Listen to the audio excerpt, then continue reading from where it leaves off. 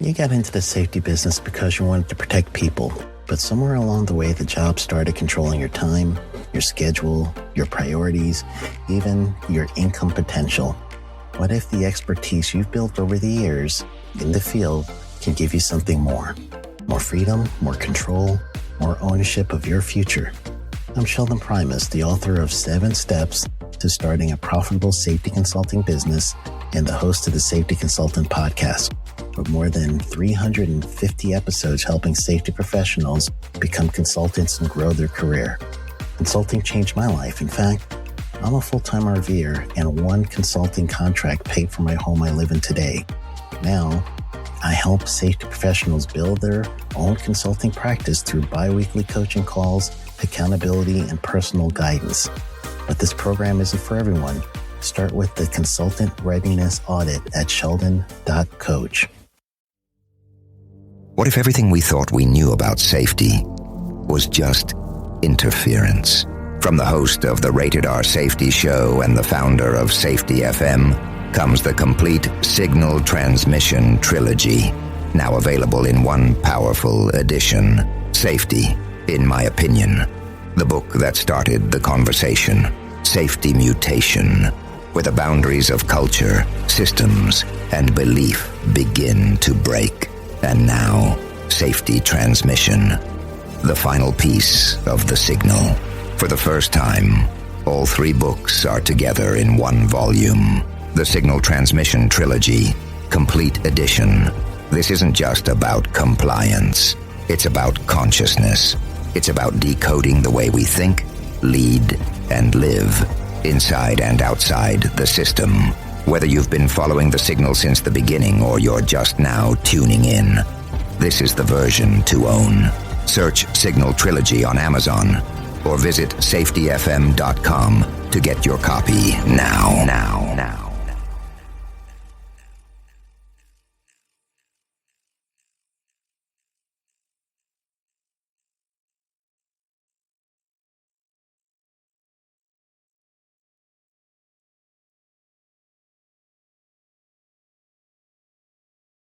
Rockland County, New York, where it was an older podcast from a couple years ago, apparently, and the a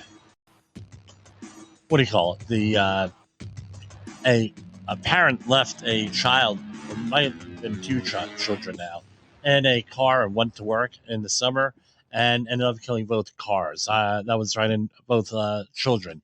That was right here in New City, where I live. So it made national attention. And this week we had all the stuff going on with the, what do you call it? We had with the floods up in Rockland County. We're still getting a lot of reports on those. I'm probably going to take a ride up there, see what's going on in northern Rockland County, see how the recovery is going. I tell you what, it was a complete nightmare. Families from our church were impacted by this, and it's what are you going to do? Recover. Thankfully, no one got killed aside from one person who was swept away in the flood, unfortunately, and we'll go from there. On that, I know one death is a tragedy for that family and the friends and everything else, but this could have been a lot worse because this came up all of a sudden. So my condolences out to that family and everything else. All right. Moving on. We don't have a lot of commentary here today, but no stories or anything like that. But we're going to talk about something. Are you getting your money's worth out of your training? We all know if you're an OSHA outreach trainer, right? And what's the process of becoming an OSHA outreach trainer is that you have to go for a 1-week class and whatever standards you're dealing with. So if you're dealing with maritime, it's a 1-week class of maritime standards. Construction, a 1-week class on construction standards. General industry, a 1-week class on general industry standards. And then you take another, I believe it's 4 days to become a trainer. And every 4 years, you have to go for a recertification, which is 3 days. I forget exactly what the prerequisites are for this disaster response worker, but it's something very similar. One of them being that you have to be a trainer in one of the other disciplines before you're a disaster response trainer. At least that's the way it was. Now, we had a situation for a client who's a general contractor who ended up managing other contractors, subcontractors that were not their own. We'll leave it at that. It was for the host employer, and they got stuck with and this is just the nature of the beast. And everyone's getting paid and everything, so it's not an issue with that. And there's contracts; it's all in the scope of work. But they were not able to vet the host client, the host contractor does not vet their subcontractors very well. And it got foisted on me at this facility to get the other contractors up to speed. And in writing and doing the job hazard analysis, we're going to talk about that sometime next week. It was discovered that everybody went to an OSHA outreach training course.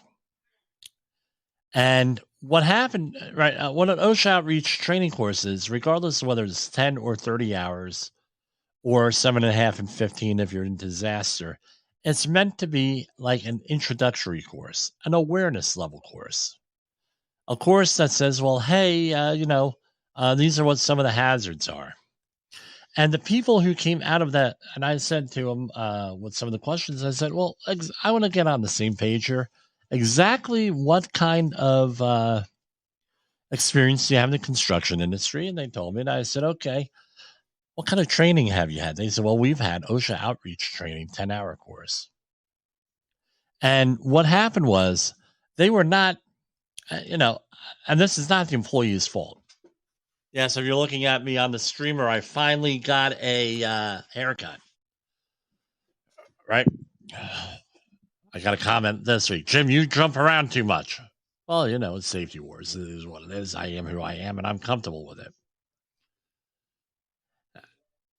And they were not able to ascertain, to assess any hazards. As a matter of fact, they didn't even know what an OSHA competent person was. Well, by OSHA definitions, which we know is someone who is able to assess and identify hazards and has the authority to correct them. No clue. When they made out their paperwork for the class, it was along the lines of there are slip hazards. They didn't say slip, trip, and fall hazards, just slip hazards. I looked at their work and I said, well, you mean to tell me you spent 10 hours in a training class and I was being a little bit tongue-in-cheek here, the only thing that you were able to assess was there are slip hazards. There are no other hazards here. No. I said, okay, well, what's your scope of work? And they gave me the whole scope of work. And they're working from height, and they're working with forklifts, and they're working with scissor lifts. I said, so none of those pieces of equipment have any hazards on them? No.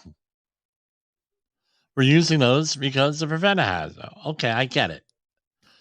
But you can fall off a ladder. Scissor lifts could fail.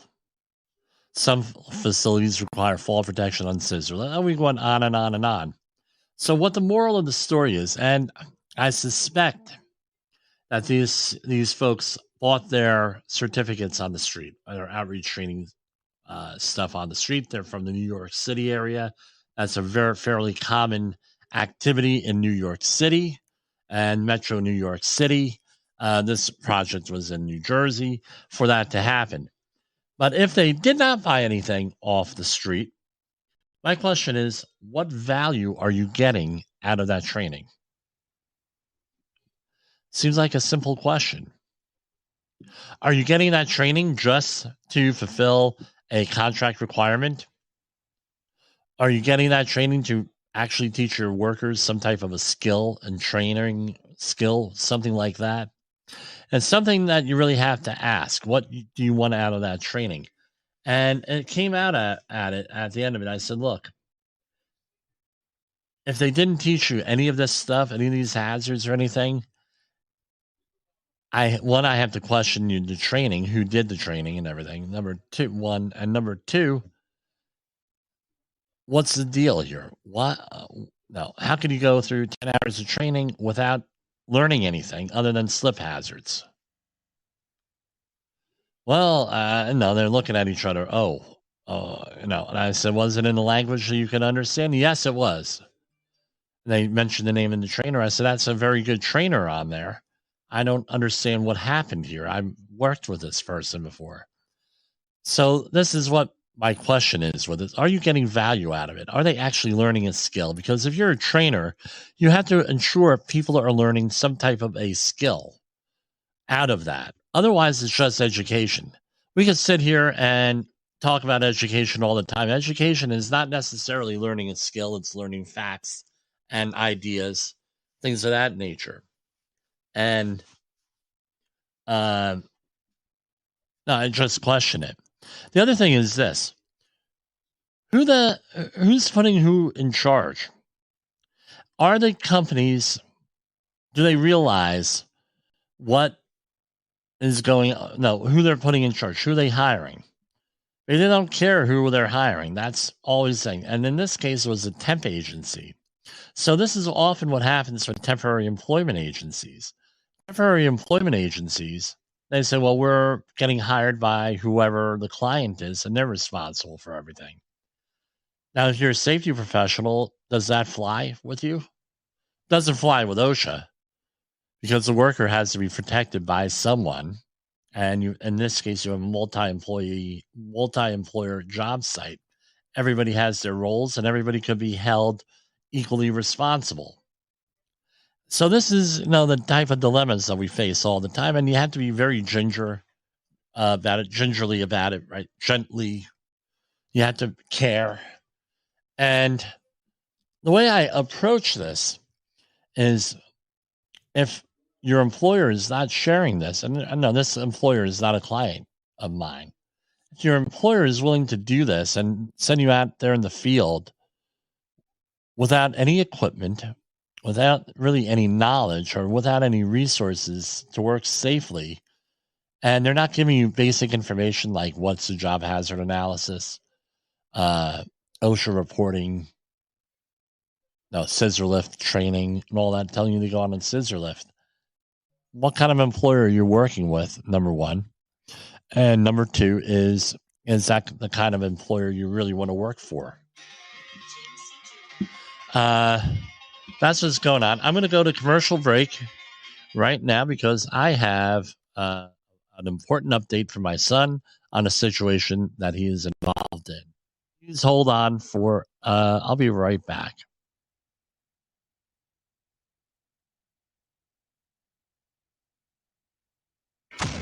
In the professional safety community, communication and planning are just a few keys to your program's success. The question many practitioners have is, where do I start?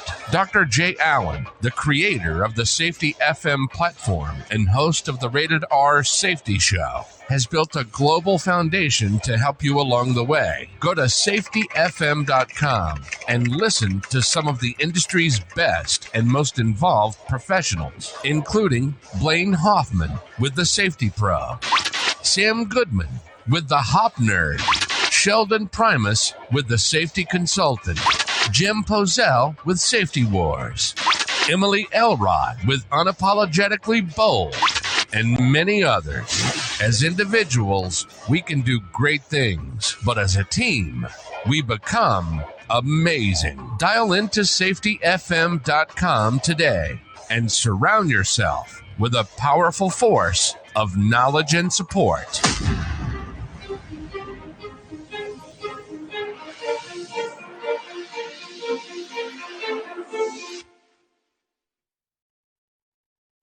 OSHA recordables, catastrophic losses, environmental disasters. You want answers? So do I. This is Jim Posel with Safety Wars. That's my daddy. Yes, Jessica, I am your father. And what's the daily message to those in the world of behavior-based safety? This is Safety Wars, broadcasting to our brothers and sisters in the occupied territory of behavior-based safety. Get out your secret decoder ring. Here is your nightly message. Learning is vital. Learning is vital. And yes, that is the lovely Mrs. Posel there.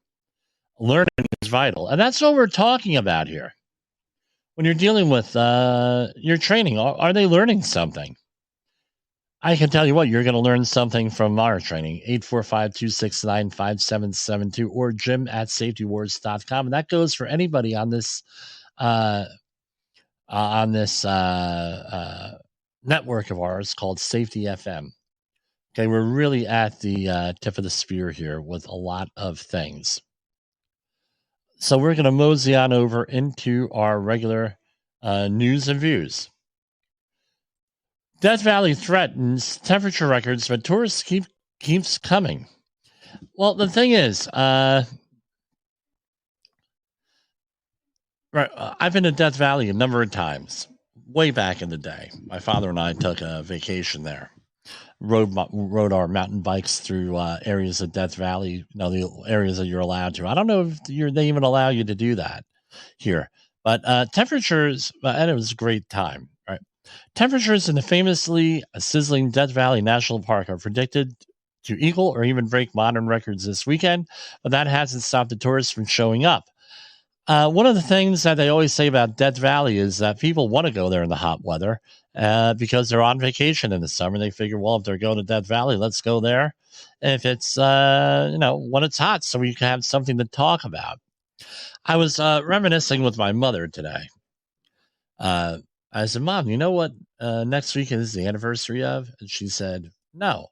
I said, our trip to Germany in 1983. She said, I said, if you recall, that was the hottest summer on record in 1983 in Germany. She said, yeah. And we were laughing because my brother John and I, we were staying at the Holiday Inn in Augsburg, Germany. We were like 20 floors up. And it was so hot. And they didn't have air conditioning at that time in the hotel. So what we ended up doing was taking the beds apart and putting them on the balcony because it was nice and cool outside and you're like 20 floors up, whatever it was. So we were high up in there and we were sleeping out on the balcony. And so we get up, we're getting ready. The tour bus is going to leave or whatever we're doing for that day in Augsburg. And John says, Jimmy, go outside and look down the hallway, see where the cleaning people are. So I go, John, they're 2 doors down. Okay, time to get up, Jim. Let's put the beds back together. So we're not talking to our parents about this.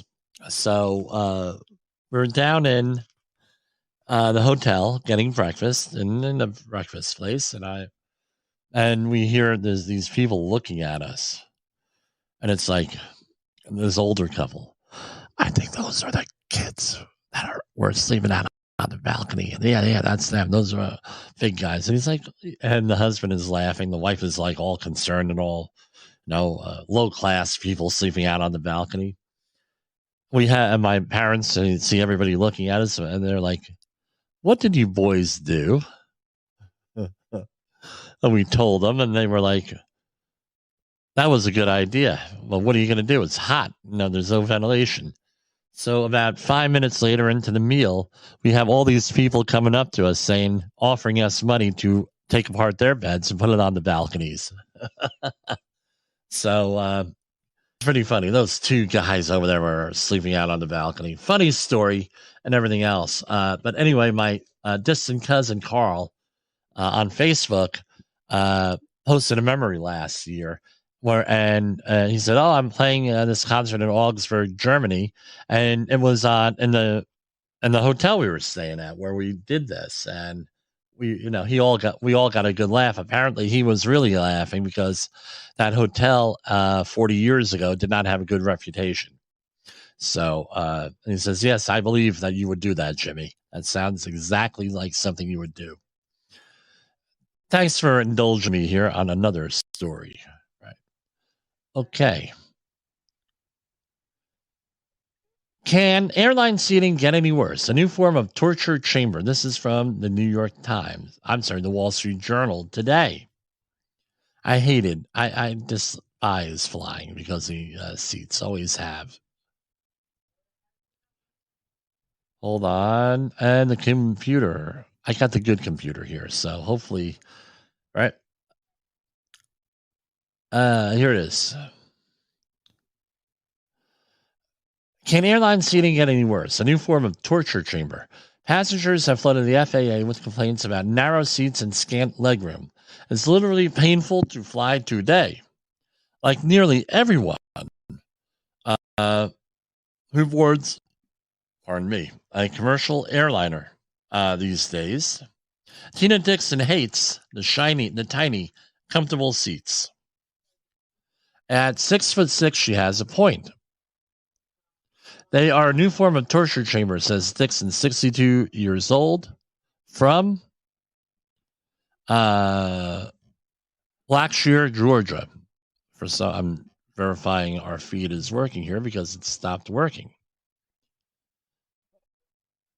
Passengers have been sounding off for years about airline seating, no legroom, 10 cushions, and too narrow. Now politicians are listening. A bill introduced in Congress last month to update aircraft evacuation standards would compel federal regulators to study seat sizes and spacing. I know my wife had a deep vein thrombosis from one of these seats. She had an extremely long flight, and it was not fun. I mean, blood clots in the leg are never good. I'm with me. I lost a lot of weight, so the seats are a little bit more comfortable than they were. But I mean, it's still torturous out there. Road rage shootings in North Texas heat causing people to become more violent. This is from Yahoo News. Dalia Fahid. The number of road rage incidents has increased since the start of the COVID-19 pandemic, experts say, and we may be seeing even more with the extreme heat in Texas. On June 23rd, a road rage incident in Fort Worth led to gun violence near Southwest Loop 820.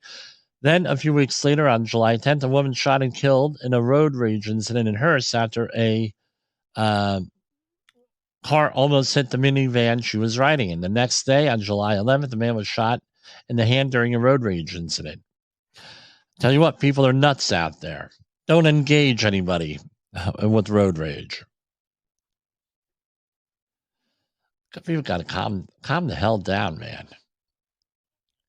Europe is too set to hit its hottest temperature ever within days, as 48 degrees Celsius double heat waves that are named after mythological guardians of hell leave continent boiling sweat. This is Cerberus's Inferno. Right? So anyway, it's hot. It's hot all over.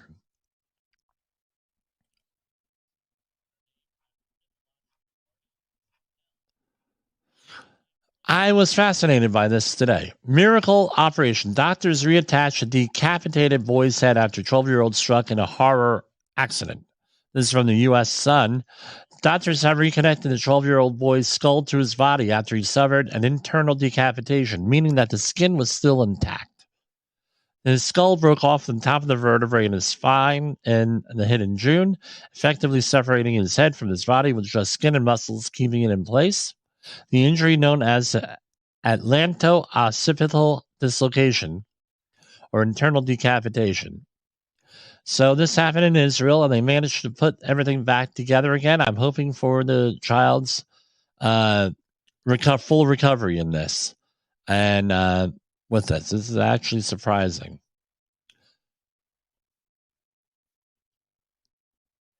This is from the Financial Times.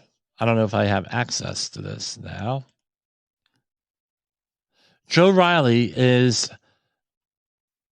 the prospect of the childless city, and we talk about the very controversial demographic issues on the show, and I'm not going to shy away from them because they are part of everything, because they impact every aspect of our life here. These demographic shifts and these demographic changes.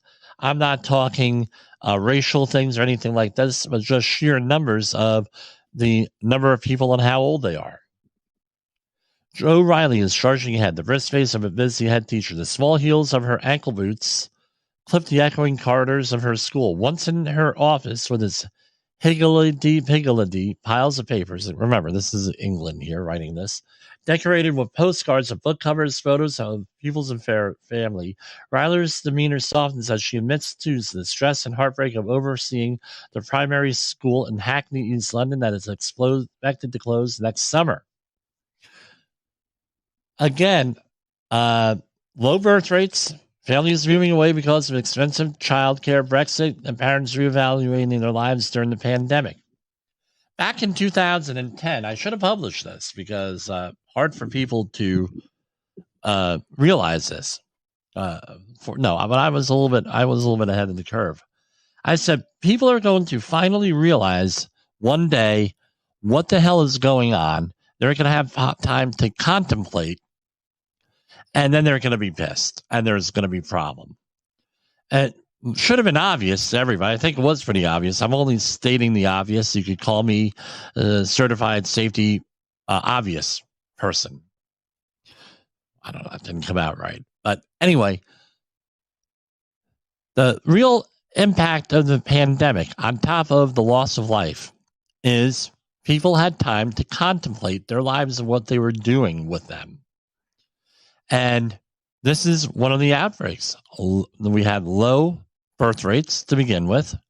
And remember, this is the attitude from 5 years ago, low birth rates, right? Because children are 5 years old going into school.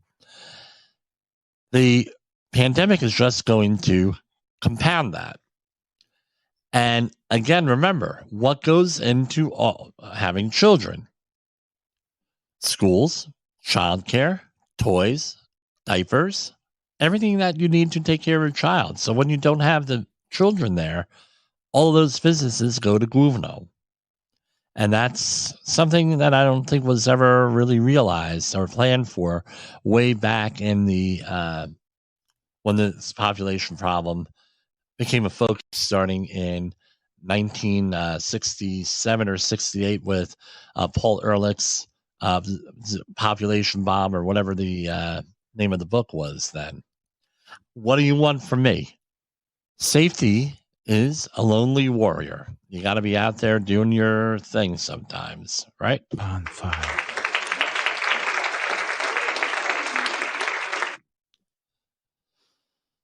A bid to protect lawmakers' personal info online faces pushback from pro-transparency groups. This, again, is hits a little bit close to home. And a student, an alumni from my high school, recent alumni, was shot and killed a couple of years ago by somebody who was trying to get back at his mother, who was a federal judge. A proposal to give federal lawmakers the legal right to scrub personal info about them and their family members from the internet is facing resistance from pro-transparency groups who fear that the measure, this is from Politico, could interfere with watchdog journalism. It's a bipartisan bill. Senators Amy Klobuchar, Democrat of Minnesota, and Ted Cruz, Republican in Texas, who are offering the legislation as an amendment to the NDAA, National Defense Authorization Act. Contended protections are needed as federal officials and their families face an onslaught of threats to their personal safety from disgruntled constituents and others. I think probably be a good thing. I know in Germany, you have a right to disappear off the internet. And after a while, they have laws again for that, right? which reminds me there is a former Jim Posel groupie from when I was running for political office who, I will mention her name because she is fairly well known, was completely canceled when she was in George Mason University. That's as specific as I'll get. A couple years back because she wrote some very well reasoned, but a little bit controversial opinions here. So, it was, horrible what she went through. I mean, she couldn't even get on the train in Washington, D.C. without being harassed by someone who saw something about her online. And I don't think she'll ever recover from this situation, to be honest with you. A previously unknown species has been discovered lurking in the parks of L.A. and Orange counties. The animal boasts 486 legs and a toothy predator translucence of a glow-in-the-dark toy in daylight and weaves through the soil as elegantly as an embroiderer's needle. And it's called a thread millipede. So this is actually pretty interesting here with this. So they found a new species in LA, the 486-legged type of a millipede. Russians told. So here we go. We have a itchy head here. So apparently, millions of ordinary Russians watching TV this week were hit by an extraordinary TV message warning them that the hour of reckoning has come. So it was all their TV station was hijacked. And it was an anti-war, pro-Ukrainian thing to, I don't know, commercial or interruption, whatever we're calling that. This appears to be a historical following the Ukrainian military footage. Ballet clips of Swan Lake appeared on the screen. This appears to be a historical Russian reference, as Swan Lake was played on a loop after the deaths of Soviet leaders Leonid Brezhnev, Yuri Andropov, and Konstantin Chernenko. I'm old enough to remember who those people are. My brother worked with a guy that looked like Brezhnev. I worked with a guy that looked like Vladimir Putin. He was his doppelganger, dead ringer. So we kept on calling him Vlad. His name was Frank. But anyway, dramatic Hollywood actors join WGA in a historic double strike. This is our fight. I tell you what, I looked at this a little bit with the Screen Actors Guild Union and the Writers Union here in California. They have some pretty legitimate gripes here once you look into this. Usually we see in the past, and a lot of times these union strikes are very controversial because they have to do with pay and benefits. And you get a lot of people saying, well, they're making enough money and blah, blah, blah. Get all this stuff. So there's a little controversial. I don't see these as controversial at all. They have there's the normal pay and everything else. I get it. But the big thing is that there was a potential of getting rid of background actors here, where they take your likeness once, or they AI generate it once,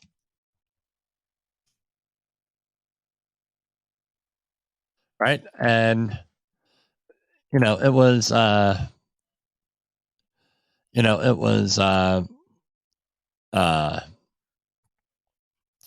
they take your likeness, they use it in multiple movies.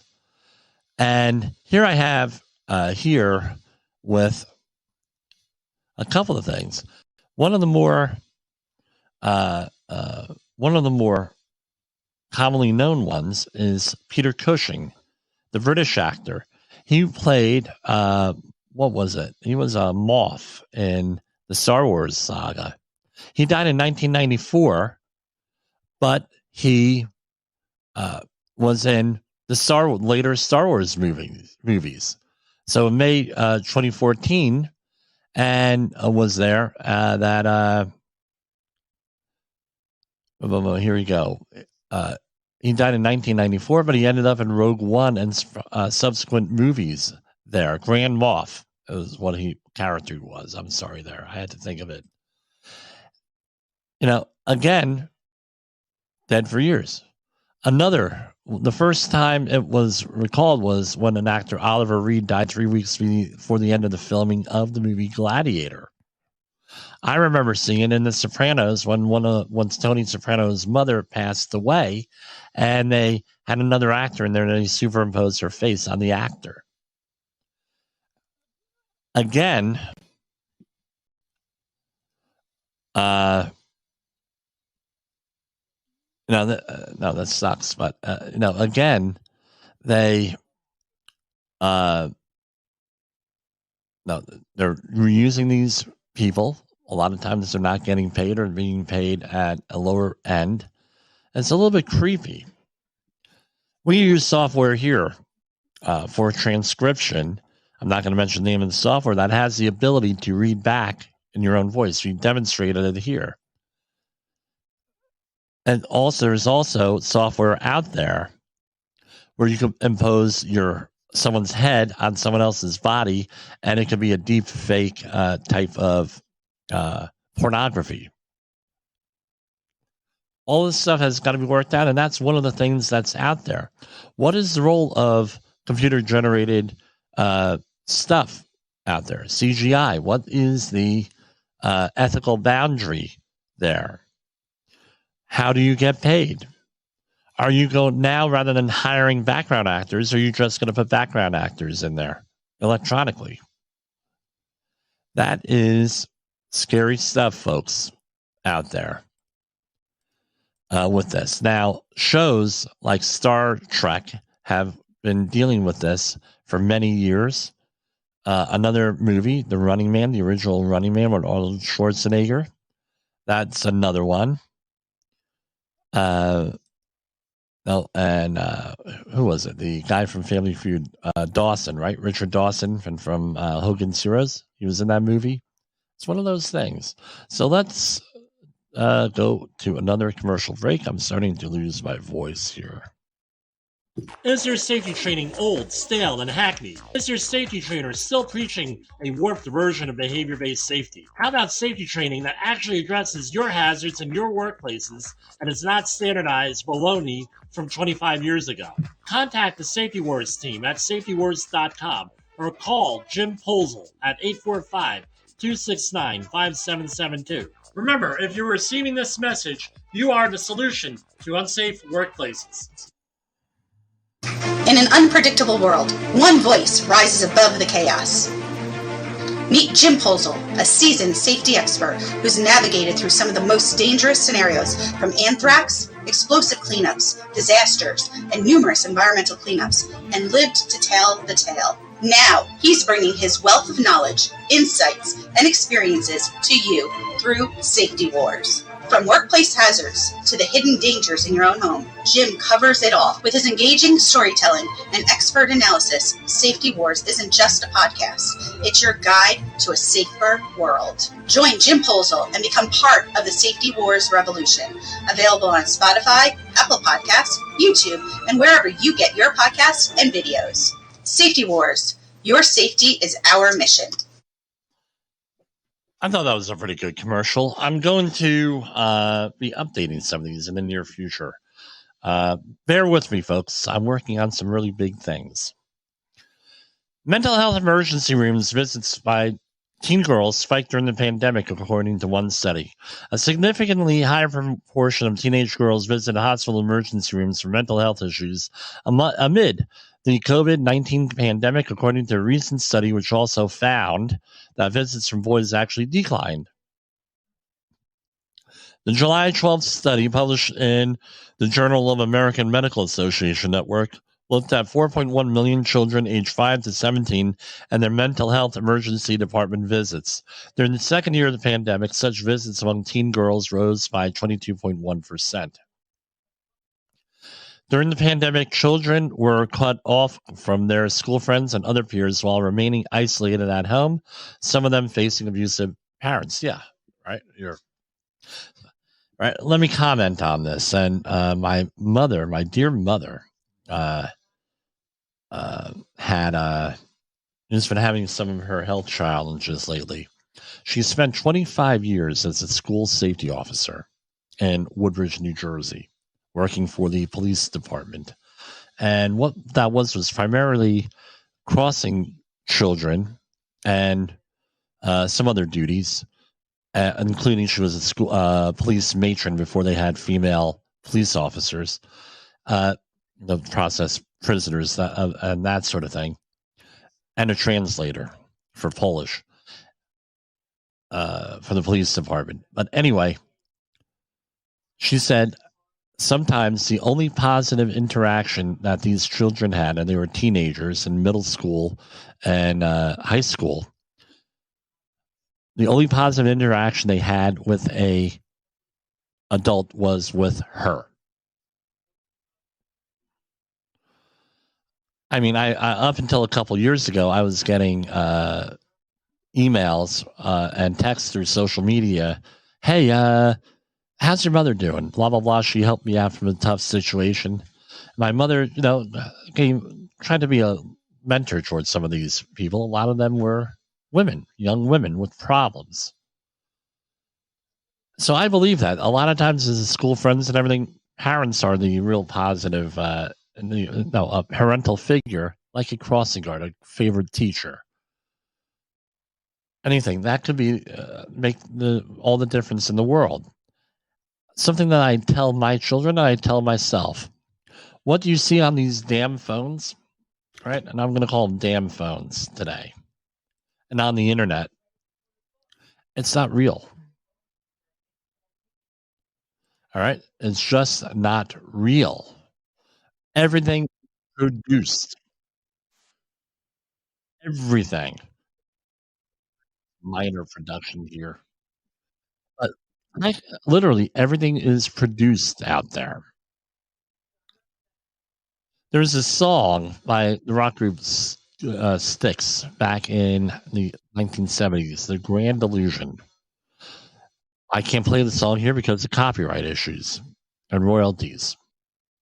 But it goes something like this. Welcome to the Grand Illusion. All right. Come on in and see what's happening. And it goes on through. This is don't be fooled by the radio, the TV, or the magazines. They show you a photograph of what life, they show you a photograph of what life should be, but that's someone else's fantasy. Here with all the AI, video audio editing, and everything else that we see out there, this is compounded. What you see on TV, what you see on the internet, what you see on social media, all the various types, it's not real, it's produced. These are edited selectively. My brother Eric went looking for a house recently, and he goes into the house, and he said, "Jim, I've been looking at this house for over 25 years. I'm waiting for it to come on the market. I love the house. Finally, it came on the market." He goes to look at the house, and he says, "Man, aren't they really freaking creative with the fisheye lenses and a good photographer? The house is falling apart, but in the pictures, it looked beautiful. They were photoshopped, beautiful lighting. Even here, I have lights. I have one light here, one light there. I also have portable lights that I don't have up right now, but when we add to the studio here, slowly but surely, we'll have them up. This is not real, and I think that's what part of this is with the teenagers. People have struggles out there. We all have struggles. I have struggles. Even the great Jay Allen, who has been very open with his struggles a lot of times at Safety Mystic on our network. Again, if you're contemplating suicide, don't do it. Get help. There's plenty of resources out there. Gotta trust an adult. It's not worth it. This stuff. Most of these problems that we suffer are temporary.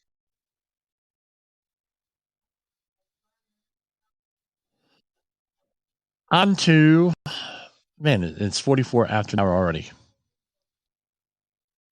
Let's go on over to study finds. All right, that's a website we haven't been visiting lately. Superagers with razor sharp memories literally move faster than other 80-year-olds. This is out of Madrid, Spain. A recent study suggests that people in their 80s, octogenarians, who possess exceptionally sharp memories, tend to move faster than their peers. These older individuals, often called superagers, vividly remember daily events and life experiences as though they were decades younger. As a result, they demonstrate greater mobility than their peers. All right, so better memory, lower rates of anxiety and depression, greater independence, and super performance on intelligence tests. So whatever you do, try to stay healthy. Try to stay sharp. Never stop learning. Right? Come on. You're not imagining it. Headlines show U.S. media bias is growing, study says. This is by John Ander, Alpha Study Funds, Rochester, New York. Does it feel like news headlines are intentionally designed to sow discord? It's not in your head. News stories covering both domestic politics and social issues are becoming more and more polarized along ideological lines, according to a new study by researchers at the University of Rochester.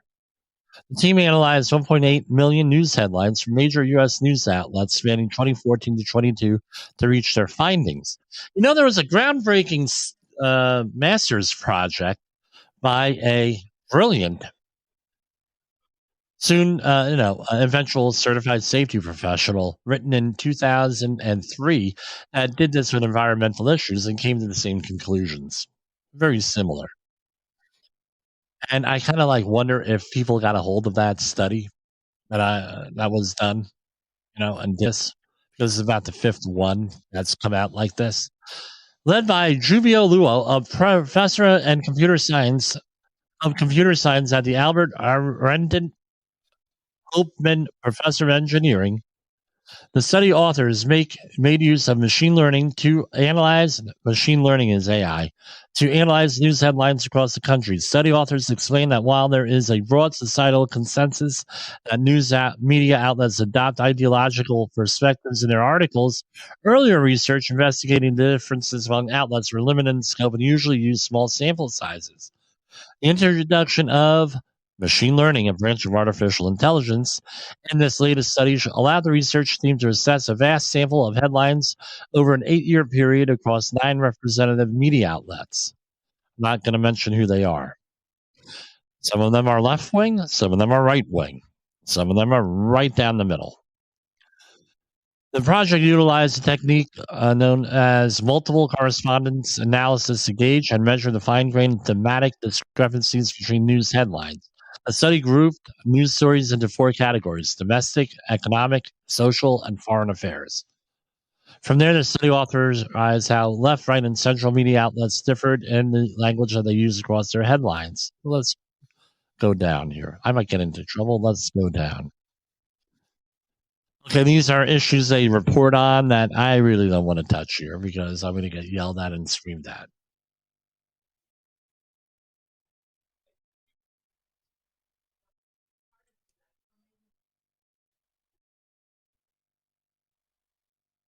And let me check the time here.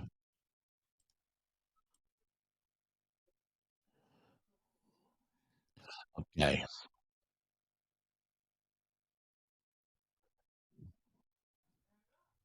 This is more information on Ozempic. Doctors know what we know about so-called Ozempic butt and Ozempic face. Ozempic and similar drugs developed for treatment of type 2 diabetes have a lot in common with the old saying, the good, the bad, and the ugly. Good is the serendipitous finding drugs promote significant weight loss. Bad are the side effects and the cost. Ugly could be developing Ozempic butt or Ozempic face. What is that? Goes on how this is. With a very welcome, almost effortless weight loss, however, comes loose and sagging skin. As the pounds disappear, there is a loss of volume and increase in skin elasticity. face may look gaunt with the appearance of rapid aging and not a welcome effect. Ozempic but isn't really a side effect of the drug, it's an association. Uh, Rapid weight loss to any intervention will cause loss of fat tissue. Well, it took them about 150 words to get there. Weight loss causes skin to sag. There are no people who have gone through lots of weight loss and they have sagging skin.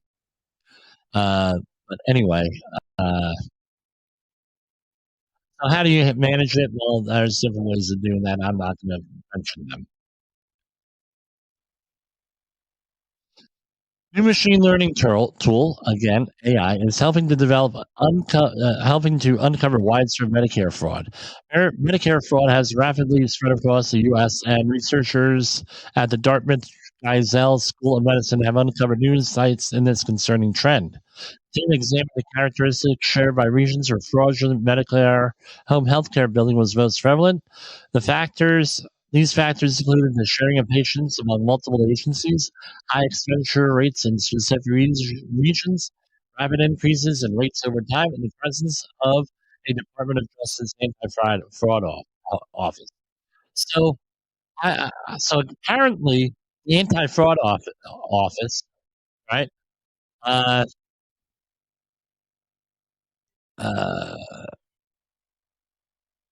Indicated that there was areas of more fraudulent Medicare. Yeah, well, of course, because they're investigating them. I don't know. Got to be kidding me. Home health care agencies play a crucial role in providing medical services to Medicare beneficiaries, such as skilled nursing in their homes. However, fraudulent behaviors have been observed, including unnecessary billing, kickbacks, and sharing of patient IDs by organized criminal organizations. Like I have one more thing to worry about. So what are you doing this weekend? Are you playing pickleball over the weekend? Well, as pickleball popularity booms, this is from study finds also, doctors urge players not to ignore nagging injuries. Pickleball is somewhat surprisingly the fastest growing sport in the United States. It has a little bit of a history of about 60 years. Started in the Pacific Northwest. I believe it was Seattle. A cross between tennis and ping pong, pickleball has been sweeping the nation in recent years, with over 36 million Americans playing the game in 2022. That's a lot. That's like 10%. From a health perspective, this racket paddle sport, in which either 2 or 4 players hit a plastic ball over a 3-foot-high net, is a fantastic new way for many to stay in shape.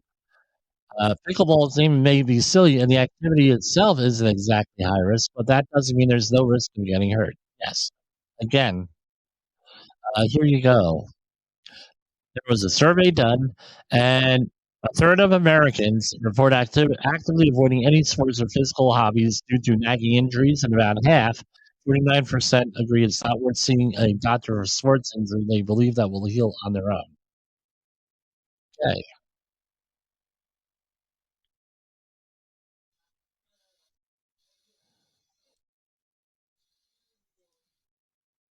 This is from NewJersey.com. If this will open, we have a storm coming through, and it's not coming up. And we're at 8:53 here. What else do we have here?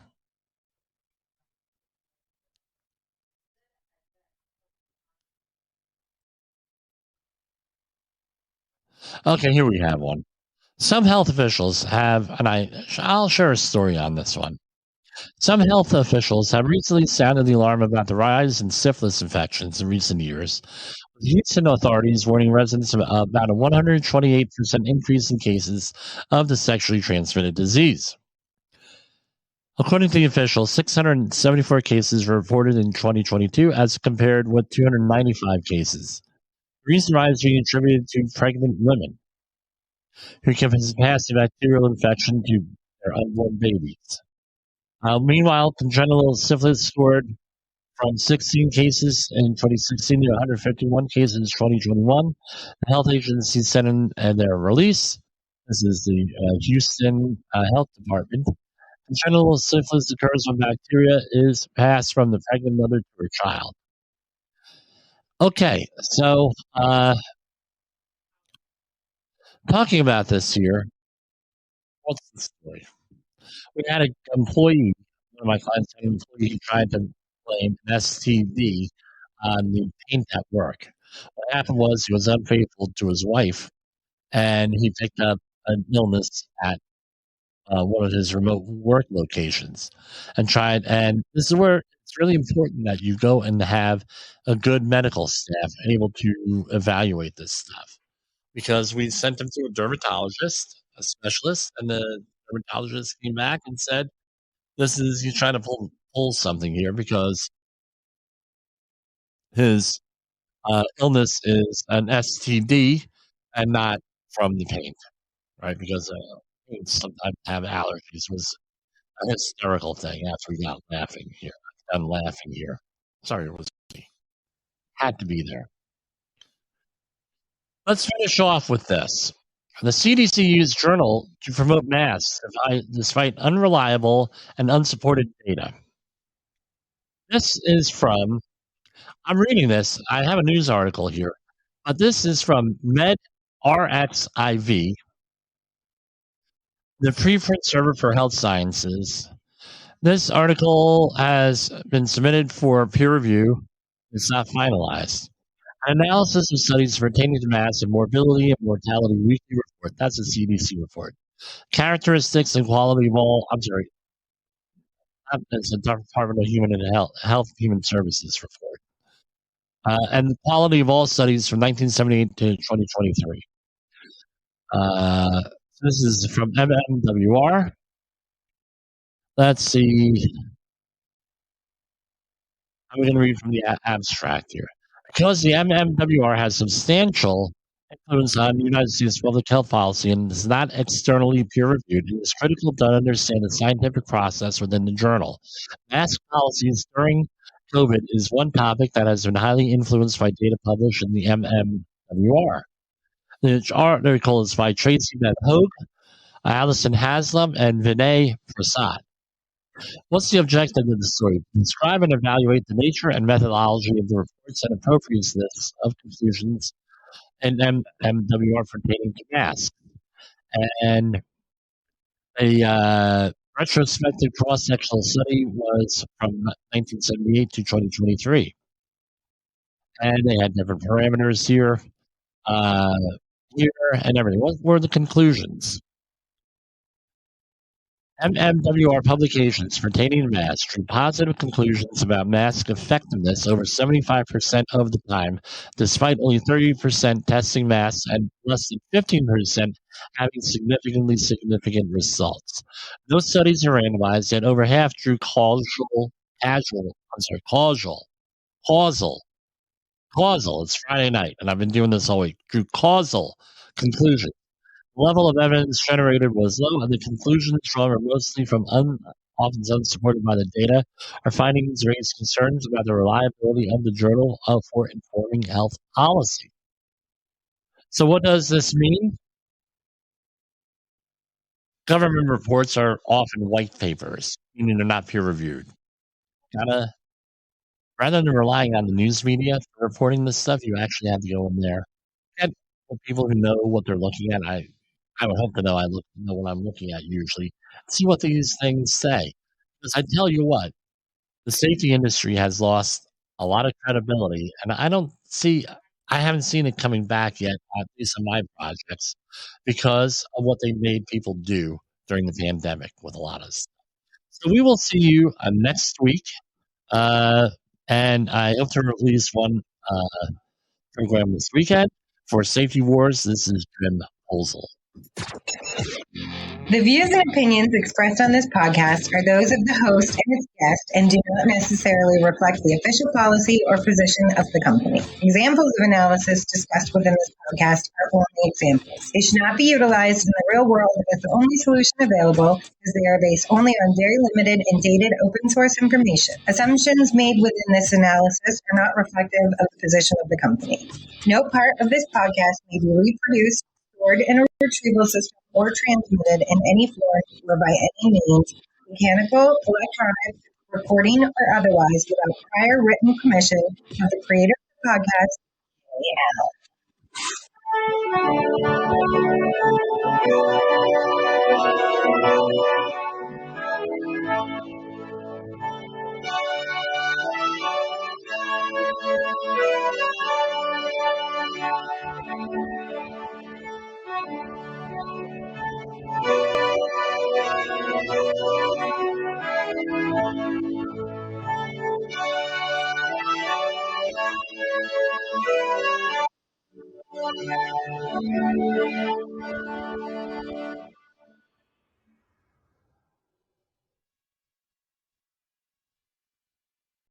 You got into the safety business because you wanted to protect people, but somewhere along the way, the job started controlling your time, your schedule, your priorities, even your income potential.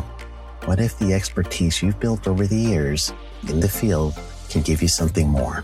More freedom, more control, more ownership of your future. I'm Sheldon Primus, the author of 7 Steps to Starting a Profitable Safety Consulting Business and the host of the Safety Consultant Podcast, with more than 350 episodes helping safety professionals become consultants and grow their career. Consulting changed my life. In fact, I'm a full-time RVer, and one consulting contract paid for my home I live in today. Now, I help safety professionals build their own consulting practice through bi-weekly coaching calls, accountability, and personal guidance. But this program isn't for everyone. Start with the Consultant Readiness Audit at sheldon.coach. What if everything we thought we knew about safety was just interference? From the host of the Rated R Safety Show and the founder of Safety FM comes the complete Signal Transmission Trilogy, now available in one powerful edition. Safety, in my opinion, the book that started the conversation. Safety Mutation, where the boundaries of culture, systems, and belief begin to break. And now, Safety Transmission, the final piece of the signal. For the first time, all 3 books are together in one volume. The Signal Transmission Trilogy, Complete Edition. This isn't just about compliance. It's about consciousness. It's about decoding the way we think, lead, and live, inside and outside the system. Whether you've been following the signal since the beginning or you're just now tuning in, this is the version to own. Search Signal Trilogy on Amazon or visit safetyfm.com to get your copy now.